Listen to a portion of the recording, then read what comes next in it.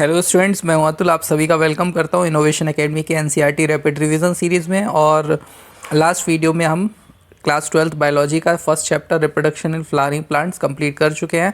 आज से हम स्टार्ट कर रहे हैं chapter second, reproduction in human या फिर ह्यूमन रिप्रोडक्शन। ये चैप्टर काफ़ी अच्छा वेटेज रखता है नीट में, और 2 से 3 क्वेश्चन इस चैप्टर पे जनरली पूछे जाते हैं। एक कंटेंट देख लेते हैं क्या क्या टॉपिक हमको पढ़ना है। 7 टॉपिक है। The male reproductive system, the female reproductive system, gametogenesis, menstrual cycle, fertilization and implantation, pregnancy and embryonic development and parturition and lactation। एक एक करके हर वीडियो में हम एक एक टॉपिक डिस्कस करेंगे। तो आज का हमारा जो टॉपिक है वो क्या है? The male reproductive system. Male reproductive system. और एनसीईआरटी ने जो पहला बहुत गजब का पैरा लिखा हुआ है, काफ़ी सारा एकदम बम्बार्डमेंट कर रखी है यहाँ पर डेटा की, वो वाला पैरा हमको पढ़ना है। और उसके अलावा द मेल रिप्रोडक्टिव सिस्टम हम डिस्कस करेंगे। चलिए फिर स्टार्ट करते हैं। पहली जो लाइन लिखी है, इस पैरा की एक लाइन बहुत इंपॉर्टेंट है। पूरा जो कॉन्सेप्ट है ह्यूमन रिप्रोडक्शन का वो एक साथ लिखा हुआ है, सारे मेन टर्म्स एक साथ लिखे हुए हैं। Humans are sexually reproducing and viviparous. Human sexually reproduce करता है, विविपेरस होता है। ह्यूमन के अंदर सेक्सुअल रिप्रोडक्शन होता है। सेक्सुअल रिप्रोडक्शन में 2 पेरेंट्स होते हैं, मेल गैमेट, फीमेल गैमेट। दोनों गैमेट अलग अलग बॉडी में फॉर्म होते हैं, देन फिर वो एक साथ आते हैं, जाइगोट का फॉर्मेशन होता है। तो इस तरह का रिप्रोडक्शन सेक्सुअल रिप्रोडक्शन होता है।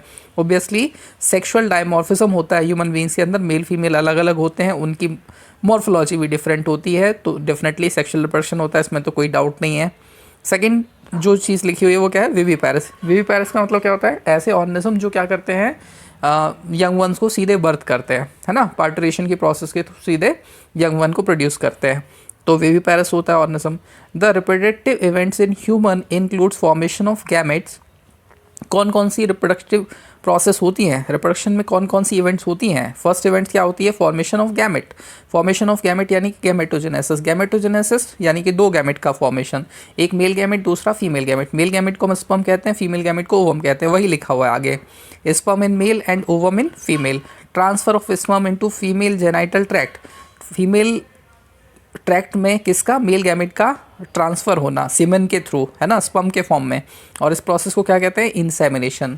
And fusion of male and female gamete. Male gamete swim करके कहाँ पहुँचेगा? उसको फीमेल रिप्रोडक्टिव ट्रैक्ट में इंसेमिनेशन की प्रोसेस के थ्रू जब रिलीज़ कर दिया जाएगा तो वो पहुंचेगा फैलोपियन ट्यूब में। वहाँ पर पहले से क्या होगा? Female gamete. इन केस अगर वहाँ फीमेल गैमेट होता है तो प्रोसेस होगी अगली वाली, कौन सी? Fertilisation. Fusion of male and female gamete, fertilisation होगा। Leading of formation of zygote. Fertilisation का प्रोडक्ट क्या होता है? जाइगोट होता है। गैमेट हैप्लॉइड होते हैं, जाइगोट जो होता है वो डिप्लॉइड होता है। This is followed by formation of development of blastocyst and its attachment to the uterine wall. जो जाइगोट है वो आगे चल के क्लीवेज के थ्रू क्या फॉर्म करेगा? ब्लास्टोसिस्ट फॉर्म करेगा। और ये जो ब्लास्टोसिस्ट स्ट्रक्चर है ये फैलोपियन ट्यूब से उतर के कहाँ जाएगा? यूट्रस में। और यूट्रस की वॉल पे क्या कर जाएगा? इम्प्लांट कर जाएगा। यूट्राइन वॉल पे इम्प्लांट कर जाएगा, चिपक जाएगा, एम्बेडेड हो जाएगा। इस प्रोसेस को क्या कहते हैं? इम्प्लांटेशन। Embryonic development. इम्प्लांटेशन होने के बाद क्या होगा? एम्ब्रियो का डेवलपमेंट होगा, एम्ब्रियोनिक डेवलपमेंट होगा, जिसको जेस्टेशन पीरियड बोलते हैं। इम्प्लांटेशन होने से लेके पूरी प्रेगनेंसी को कंप्लीट होने में जो टाइम लगता है उसको क्या कहते हैं? Gestation period. And delivery of the baby. और क्या होगा? जब कंप्लीट हो जाएगा एम्ब्रियोजेनेसिस, फीटस कंप्लीटली डेवलप हो जाएगा तो फुली मैच्योर फीटस बॉडी से, यूट्रस से बाहर निकलेगा बर्थ कैनाल के थ्रू। इस प्रोसेस को क्या कहेंगे? डिलीवरी। टेक्निकली उसको क्या कहेंगे? पार्टुरेशन।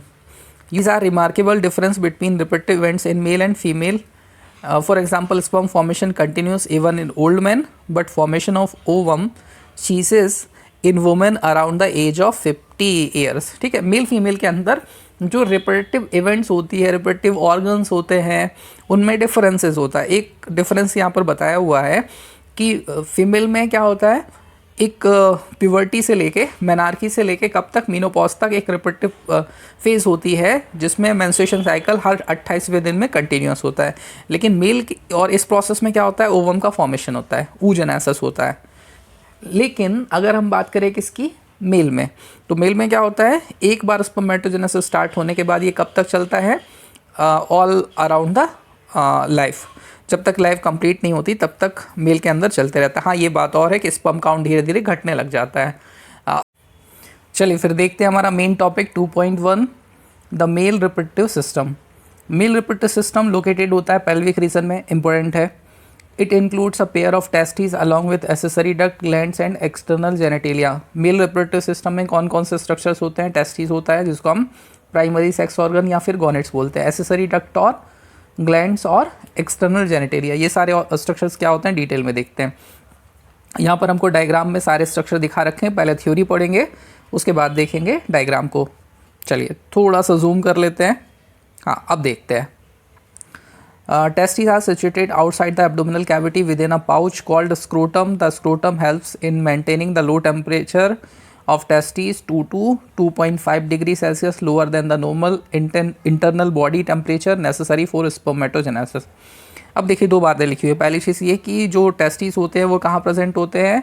एब्डोमिनल कैविटी से बाहर प्रेजेंट होते हैं। जनरली जो होते हैं मैमल्स होते हैं उनमें केवल एलिफेंट को छोड़ दीजिए, वेल को छोड़ दीजिए, इनमें क्या होते हैं स्क्रोटम जो होते हैं वो मतलब टेस्टिस जो होते हैं वो बॉडी के अंदर होते हैं, एब्डोमिनल कैविटी में होते हैं, क्योंकि इनकी बॉडी का जो टेम्परेचर होता है वो नॉर्मली कम होता है। स्पर्मेटोजेनेसिस के लिए जो टेम्परेचर होता है वो जो अच्छा टेम्परेचर होता है वो होता है 34 या 35 डिग्री सेल्सियस, और 34 हमारी बॉडी का जो टेम्परेचर होता है 37 डिग्री सेल्सियस होता है। तो ऐसी कंडीशन में अगर अच्छे से ऑप्टिमम स्पर्मेटोजेनेसिस करना है तो जो टेस्टिस है उनको कहाँ कर देना चाहिए? बॉडी से बाहर कर देना चाहिए। तो वो बॉडी के बाहर एक पाउच में लटके रहते हैं, उस पाउच को क्या कहते हैं? स्क्रोटम कहते हैं। और स्क्रोटम क्या करता है? टेम्परेचर मेंटेन करके रखता है। इसकी जो स्किन होती है काफ़ी झुर्रीदार होती है, रिंकल्ड होती है, जिससे क्या होता है ये एक्सपेंड कर जाती है। कब? जब गर्मी का सीज़न आता है, जिससे क्या होता है रेट ऑफ इवेपोरेशन, स्वेटिंग होने के बाद जो इवेपोरेशन होता है वो जल्दी जल्दी होता है, जिससे कि टेम्परेचर कम बना रहता है टेस्टिस के अंदर का। और ठंडी के दिनों में ये क्या कर जाते हैं? श्रिंक कर जाते हैं। तो बॉडी से होने वाली जो हीट होती है उसको ये क्या करते हैं? प्रोटेक्ट करते हैं, होने से बचाते हैं, जिससे टेम्परेचर मेंटेन बना रहता है। Adult yeast testes is oval in shape with a length of about 4 to 5 centimeter and a width of about 2 to 3 centimeter. अगर हम शेप की बात करें टेस्टिस का शेप कैसा होता है? ओवल शेप का होता है। लेंथ कितनी होती है? 4 से 5 सेंटीमीटर। वेट कितनी होती है? 2 से 3 centimetre. The testis is covered by a dense covering. Each testis has about 250 compartments called testicular lobules. Testis को अगर हम इंटरनली देखें तो ये अलग अलग लोब्यूल्स में डिवाइड होती है, और ये इनका नंबर कितना होता है? 250. Each lobules contain 1 to 3 highly coiled seminiferous tubule. ये जो कंपार्टमेंट्स होते हैं जिनको हम टेस्टिकुलर लोब्यूल्स कह रहे हैं, इनके अंदर क्या होते हैं? सेमनीफेरस ट्यूबुल जो होती है, और सेमनीफेरस ट्यूबुल्स के अंदर क्या प्रोड्यूस होता है? स्पर्म का प्रोडक्शन होता है। Each seminiferous tubules is line on inside by 2 types of cell. इसके अंदर 2 तरह की सेल्स होती है। एक तो मेल जर्म सेल्स होती है स्पर्मेटोगोनिया, जो आगे चल के स्पर्म का फॉर्मेशन करेगी, और सेकंड वाली जो सेल्स होती है वो कौन सी होती है? Sertoli cell. सर्टोली सेल का फंक्शन क्या होता है? जो डेवलपिंग स्पर्म होते हैं उनको क्या करना? नरिश करना। The male germ cell undergoes meiotic division finally leading to sperm formation. Germ cell का काम है स्पर्म का बनाना, while Sertoli cell provide nutrition to the germ cell. Germ cell को स्पर्म को न्यूट्रिशन देने का काम किसका? सर्टोली सेल का। The region outside the seminiferous tubules are called interstitial space. जो सेमनीफेरस ट्यूबुल्स के बाहर वाला रीजन होता है उसको हम क्या कहते हैं? Interstitial space. Contain small blood vessels and interstitial cell. और इंटरस्टिशियल रीजन में जो सेल्स होती है उनको इंटरस्टिशियल सेल कहते हैं, या फिर इनका दूसरा नाम क्या है? Leydig cell. लेडिंग साइंटिस्ट का नाम है जिन्होंने इन सेल को सबसे पहले देखा था, इसीलिए उनके नाम पर क्या बोलते हैं इनको? Leydig cell. Leydig cell synthesise the secret testicular hormones called androgens. और ये जो लेडिंग सेल्स होती है ये क्या करती है? एंड्रोजेंस हार्मोन का सीक्रेशन करती है। Other immunological component cell are also present. इसके अलावा जो इंटरस्टिशियल सेल होती है उसके अलावा दूसरी इम्यूनोलॉजिकल कंपोनेंट बनाने वाली सेल भी टेस्टिस के अंदर प्रेजेंट होती है। अभी डायग्राम देखते हैं। ये देखिए ऊपर वाला जो डायग्राम है इसमें क्या क्या दिख रहा है हमको? जो एक्सटर्नल जेनेटिलिया पीनस है हमको वो दिखाई दे रहा है। इसके फोरस्किन ग्लैंस पेनिस वाले पार्ट हमको दिख रहे हैं। अंदर से यूरेथ्रा निकली हुई है वो हमको दिख रही है।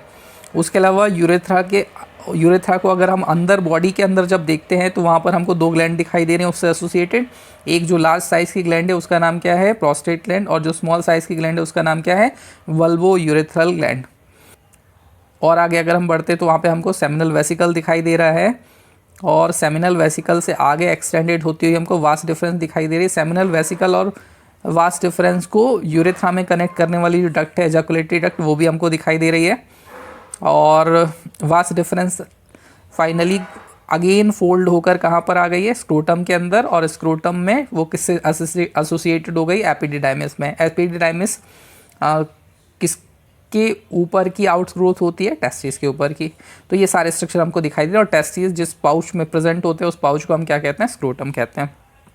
चलिए ये वाला डायग्राम क्लियर हो गया, आगे बढ़ते हैं। नीचे ये वाला जो डायग्राम को दिखा रहा है ये हमको फ्रंट व्यू दिखा रहा है, और यहाँ पर टेस्टिस के जो एलएस है उसको भी थोड़ा सा दिखाने की कोशिश की है। टेस्टिकुलर लोब्स दिख रहे हैं हमको, रेडे टेस्टिस, वास एफरेंशिया, एपिडिडाइमिस, ये सारे स्ट्रक्चर्स हमको दिखाई दे रहे हैं।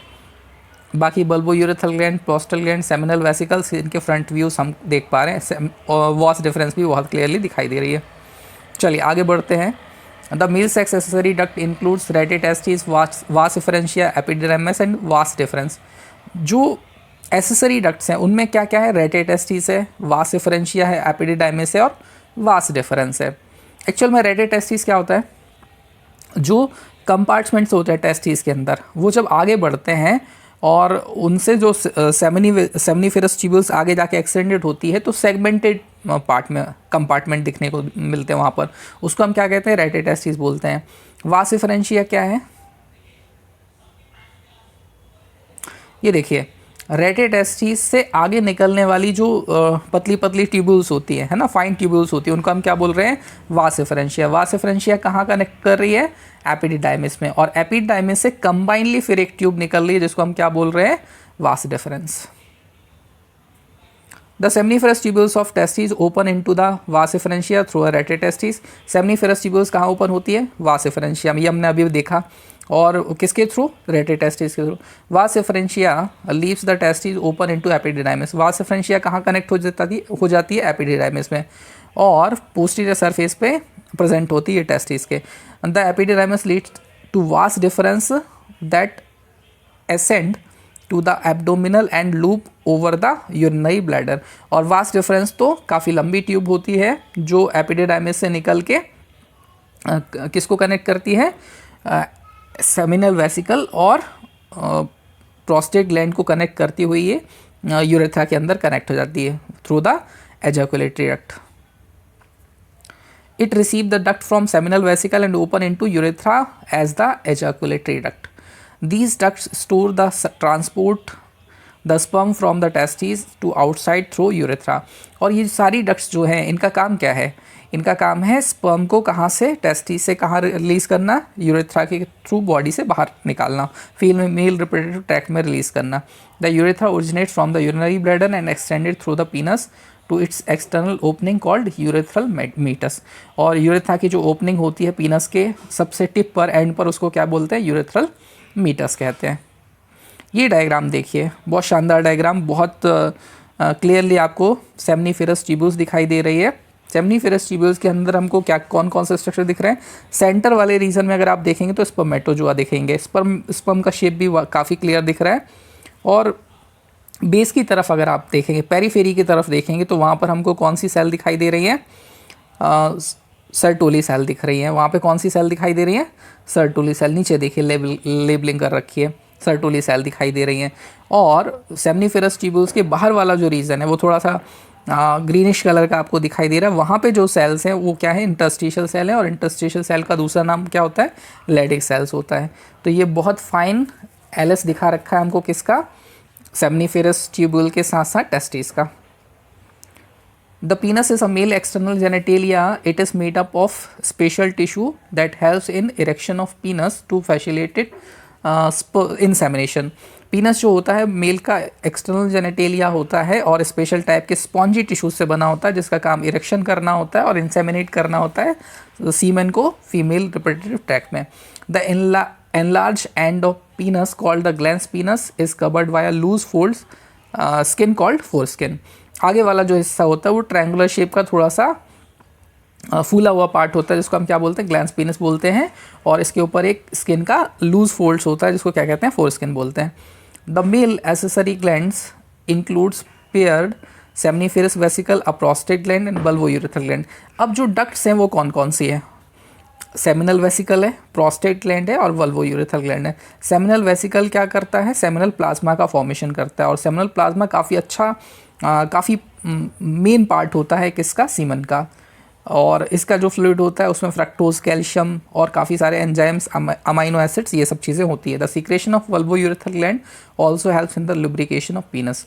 और कोइटस के टाइम पे लुब्रिकेशन का काम कौन सी ग्लैंड करती है, वल्वोयूरेथ्रल ग्लैंड। ठीक है, प्रोस्टेट ग्लैंड का जो सीक्रेशन होता है इसको प्रोस्टेट फ्लूइड कहते हैं, वो भी किसको कंपोज करने में हेल्प करता है, सीमेन के फॉर्मेशन में। चलिए, इसी के साथ हमारा मेल रिप्रोडक्टिव सिस्टम फिनिश हुआ और अगली क्लास में हम डिस्कस करेंगे topic 2.2 the female reproductive system.